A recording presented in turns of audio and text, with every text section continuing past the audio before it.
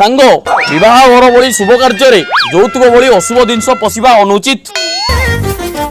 जी यौतुक दब कि नब ताकू सीधा थाना रे पुरिया कथा। हाँ बापा मो स्वामी जदि यौतुक कथा कहब ठीक 4 राति दिन क्षीर रे मुसास देकी मारदेबी। अच्छा सांग तोर किछि यौतुक अभिलाष थिला कि? ना ना तो चा पीवार अभिलाष नहीं। गुड।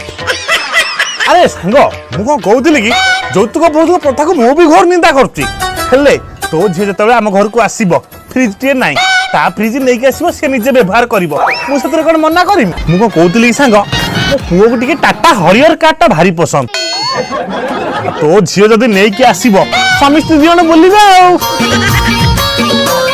कौन यौतुक जाऊँगी मु कहूली कि पुओ बाहागर लक्ष लक्ष टका मो फोपाड़ियार अच्छी मद बा लोक 8 लाख टका पीबे 8 लाख टका मद